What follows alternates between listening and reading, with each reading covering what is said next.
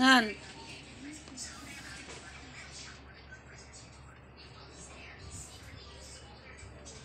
Ito na mukha.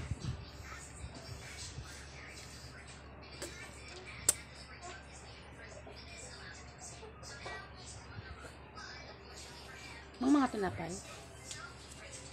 Hello guys. Yan, dahil tag-ulan, dito lang tayo sa bahay. Sa bagay, kahit hindi umuulan, dito lang naman ako sa bahay namin. Ayan. So, wala kaming ibang gawin kung hindi dito lang. Ayun! Pero narinula doon. Kasi palaihi ako eh. Palaihi ako guys. Grabe, alam niyo ba? Yung banyo namin kahit nandito lang sa loob ng bahay. Palaihi talaga ako. May ihi ako pag ganitong malamig. Yung anak ko, kumakain ng tinapay. Yung pusa namin naman, dito lang sila.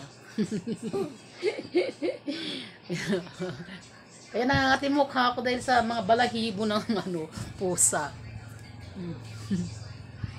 Yan, pusa. Miming! Ito naman ako yung anak. Hay, sige kumain ka ng marami para tumaba ka naman. Nagkakot-kot tong anak ko. Gusto ko siyang tumaba din. Ang kaya vitaminin kan. Kunin mo yung vitamin pa inumin kita. Ito naman si Mikmik.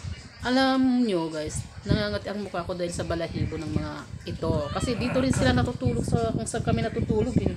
Na.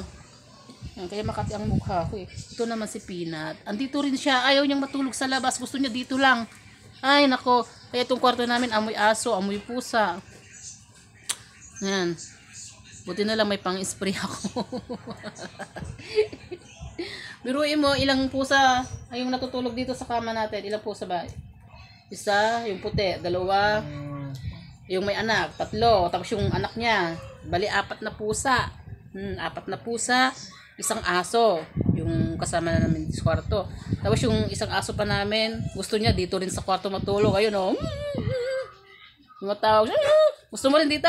Kaya umatoy ka maturog. Hantay yung umanayon Yung isang aso namin, gusto rin niya dito rin matulog.